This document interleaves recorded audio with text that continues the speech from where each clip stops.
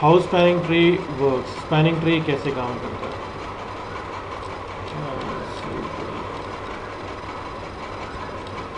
Spanning tree क्या करता क्या है, स्पैनिंग ट्री अगर हम यूज़ करें तो इससे क्या होगा। स्पैनिंग ट्री का स्टैंडर्ड 802.1। हाँ, जो हमारा ओरिजिनल स्पैनिंग ट्री का स्टैंडर्ड था, स्पेसिफिकेशन था, वो IEEE का है, दैट इज़ 802.1D, जिसको हम स्पैनिंग ट्री प्रोटोकॉल या STP कहते हैं। दोनों सेम। हाँ, spanning tree protocol and IEEE 802.1D। Spanning tree जब हम यूज़ करते हैं तो स्विच क्या करता है कि, बल्कि सारे स्विचेस क्या करते हैं, ये अपने इंटरफेसेस को दो में से किसी एक स्टेट में लेके जाता है, और वो जो दो स्टेट्स हैं वो हैं या तो फॉरवर्डिंग स्टेट या ब्लॉकिंग स्टेट। मतलब स्विच का जो इंटरफेस है वो या तो फॉरवर्डिंग स्टेट में होगा या ब्लॉकिंग स्टेट में होगा। फॉरवर्डिंग स्टेट का मतलब है कि स्विच का ये इंटरफेस एक नॉर्मल इंटरफेस की तरह काम करेगा। स्विच उस इंटरफेस पे फ्रेम रिसीव भी करेगा, स्विच उस इंटरफेस से फ्रेम फॉरवर्ड भी करेगा, राइट। स्विच उस इंटरफेस पे BPDUs या bridge protocol data unit, BPDUs क्या है, मैसेजेस हैं जो स्विचेस आपस में शेयर करता है ना। जैसे राउटर्स आपस में राउटिंग अपडेट्स या LSA शेयर करते हैं, उसी तरीके से एक टाइप का मैसेज है BPDU। कई BPDUs कई टाइप के होते हैं, तो स्विचेस आपस में BPDUs जो है वो शेयर करते हैं। तो स्विच का इंटरफेस अगर फॉरवर्डिंग स्टेट में, तो स्विच उस इंटरफेस पे फ्रेम रिसीव भी करेगा, फ्रेम उस इंटरफेस से सेंड भी करेगा, उस इंटरफेस पे वो BPDUs रिसीव भी करेगा, और उस इंटरफेस से वो BPDUs सेंड भी करेगा। लेकिन स्विच का इंटरफेस अगर ब्लॉकिंग स्टेट में, तो स्विच उस इंटरफेस से ना तो फ्रेम सेंड करेगा ना ही फ्रेम रिसीव करेगा उस इंटरफेस पे, लेकिन BPDU सेंड रिसीव करेगा, BPDUs को सेंड रिसीव करेगा, जो ब्लॉकिंग में है वो भी। हाँ ब्लॉकिंग में भी। लेकिन यूज़र्स के जो फ्रेम्स हैं है ना, उनको सेंड रिसीव नहीं करेगा अगर ब्लॉकिंग स्टेट में है। तो स्विचेस क्या करते हैं, स्विचेस आपस में BPDUs मैसेजेस एक्सचेंज करते हैं और डिसाइड करते हैं कि कौन सा इंटरफेस फॉरवर्डिंग स्टेट में जाएगा और कौन सा ब्लॉकिंग में, राइट। इसके लिए वो रन करते हैं spanning tree algorithm. Spanning tree algorithm run करते हैं, और जब ये प्रोसेस कंप्लीट हो जाता है तो स्विच का इंटरफेस, सारे स्विचेस के इंटरफेसेस या तो फॉरवर्डिंग स्टेट में जाते हैं या ब्लॉकिंग में, राइट। जैसे इस केस में आप हम देखें, ये जितने भी हमें ग्रीन दिख रहे हैं है ना स्विच के इंटरफेसेस, ये सब फॉरवर्डिंग स्टेट में, और ये जो आपको यहाँ पे अंबर कलर का या ऑरेंज कलर का दिख रहा है यहाँ पे, ठीक है, यही एम्बर कलर है। ये इंटरफेस जो है this is in blocking state, this है ना, ये इंटरफेस जो है ब्लॉकिंग स्टेट। मतलब स्विच इस इंटरफेस पे क्या करेगा, ना तो फ्रेम रिसीव करेगा और ना ही इस इंटरफेस से फ्रेम फॉरवर्ड करेगा। अब इसका इफेक्ट क्या होगा, अब अगर मान लें यहाँ से कि अगर ये PC अगेन फिर से ब्रॉडकास्ट करता है, स्विच ने FA01 पे रिसीव किया, ये इस PC1B को सेंड करेगा, FA04 इंटरफेस से फॉरवर्ड करेगा क्योंकि फॉरवर्डिंग में, लेकिन इस इंटरफेस से फॉरवर्ड नहीं करेगा क्योंकि ब्लॉकिंग स्टेट में, तो ये फ्रेम जो इस डायरेक्शन में नहीं गया, राइट। ओके, इसी तरीके से जो फ्रेम था इधर से घूमता हुआ स्विच 1 से स्विच 3, स्विच 3 से स्विच 2 से वापस इधर भेजा गया, लेकिन यहाँ पे रिसीव नहीं करेगा क्योंकि इंटरफेस ब्लॉकिंग हो रहा है ना। तो क्योंकि ये इंटरफेस ब्लॉकिंग स्टेट में चला गया, इस वजह से जो लूप है वो ख़त्म हो गया। लेकिन हम यहाँ पे कह सकते हैं कि अगर ये ब्लॉकिंग में है तो ये लिंक तो काम कर ही नहीं रहा, इस लिंक पे ना तो फ्रेम आ रहे हैं ना फ्रेम जा रहे हैं।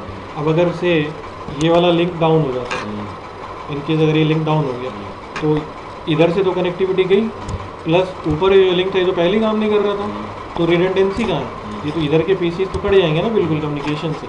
लेकिन ऐसा नहीं होगा, स्विच क्या करता है, जैसे ही ये लिंक डाउन होगा तो क्या करेगा, इस इंटरफेस को ब्लॉकिंग से हटा के फॉरवर्डिंग में ले आएगा ऑटोमेटिकली, आपको कुछ करने की ज़रूरत नहीं है, राइट। तो जैसे ही फॉरवर्डिंग में आएगा तो एक पाथ इधर से वापस अवेलेबल है आपके पास।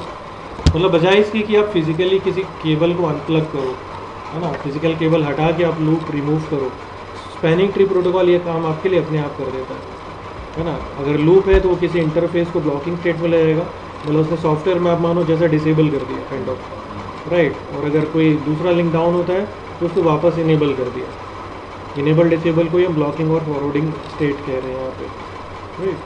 तो ये काम है जो स्पैनिंग ट्री करता है।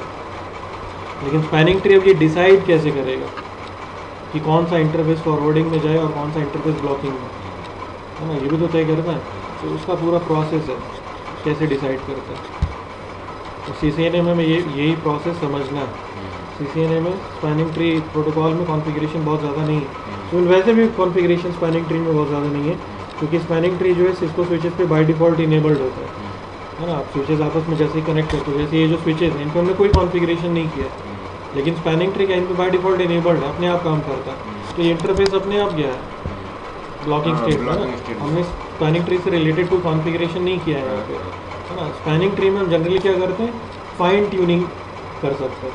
एक प्रोटोकॉल ऑटोमेटिकली काम कर रहा है, लेकिन हम अब उसको ज़्यादा इफेक्टिव बनाना चाहते हैं तो उसके लिए फ़ाइन ट्यूनिंग उसकी कर सकते हैं, है ना। तो हम उतना ही काम करते हैं। यहाँ पे ज़्यादा इंपॉर्टेंट ये समझना कि स्पैनिंग ट्री जो है वो कैसे डिसाइड करता है कि कौन से इंटरफेस फॉरवर्डिंग में जाएंगे और कौन सी ब्लॉकिंग में। प्रोसेस पता होना चाहिए।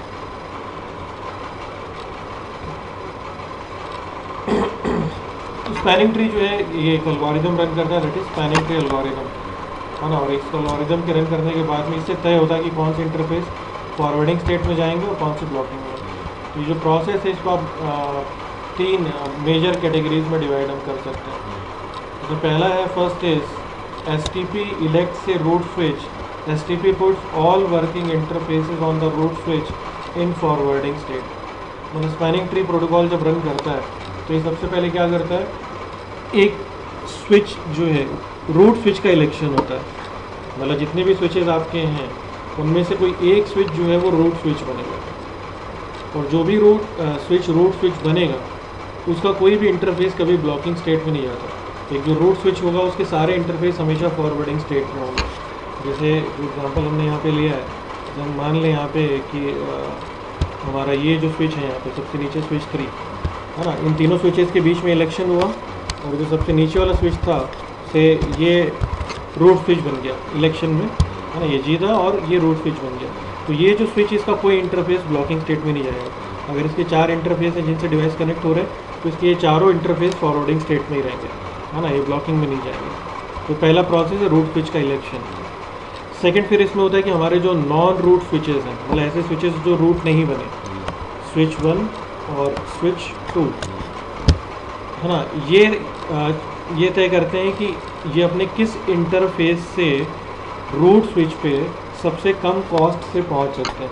स्पैनिंग ट्री में हम क्या करते हैं कि जितने लिंक्स हैं या जो इंटरफेसेस हैं उनकी कॉस्ट हम तय करते हैं, बल्कि डिफ़ॉल्ट कॉस्ट है ना। IEEE की कॉस्ट हम लोग आगे देखेंगे भी, IEEE cost for interfaces.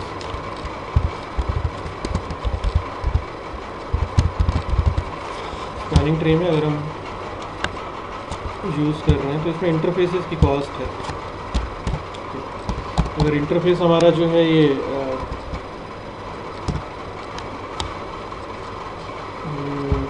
100 Mbps का, इसकी जो कॉस्ट है वो होती है 19, है ना। जैसे यहाँ पे ये जो स्विच हमारे इसके सारे इंटरफेस फास्ट इथरनेट 100 Mbps पे काम कर रहे हैं, तो इन इंटरफेसेस की कॉस्ट कितनी होगी, 19। मतलब ये हम कह सकते हैं कि यहाँ पे ये जो लिंक है इस पे जो स्विचेस हैं ये इंटरफेसेस कॉस्ट 19 है, यहाँ की भी कॉस्ट 19 है और यहाँ की भी जो कॉस्ट है वो 19 है, राइट।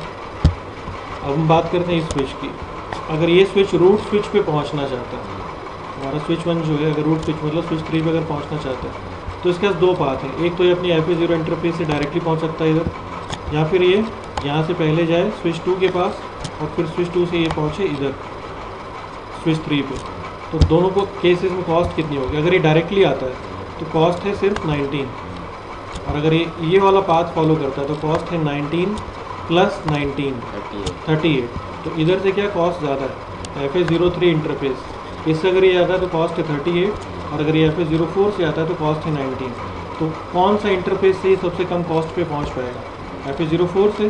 तो ये इंटरफेस जिससे हमारा एक नॉन रूट स्विच पे सबसे कम या लीस्ट कॉस्ट से पहुंच सकता है, ये जो इंटरफेस ये कहलाता है रूट पोर्ट। रूट पोर्ट वो पोर्ट है जिससे हमारा नॉन रूट स्विच पे सबसे कम कॉस्ट से पहुंच सकता है। तो हमारे स्विच 1 का FA0 इंटरफेस ही रूट पोर्ट बन जाएगा। सेम इसी तरीके से हमारा जो स्विच 2 है इसका ये इंटरफेस इधर पे कॉस्ट 19 हो गया, जबकि दूसरे साइड से 38 होगी, राइट। ये रूट पोर्ट बन जाएगा।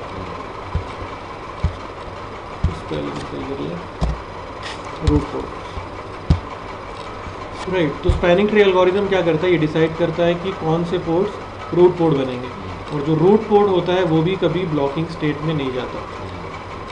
रूट पोर्ट जो है वो भी हमेशा फॉरवर्डिंग स्टेट में रहता है। तो इस वजह से ये जो इंटरफेस और ये जो इंटरफेस है, ये दोनों जो था फॉरवर्डिंग स्टेट फॉरवर्डिंग स्टेट में ही रहेंगे। राइट,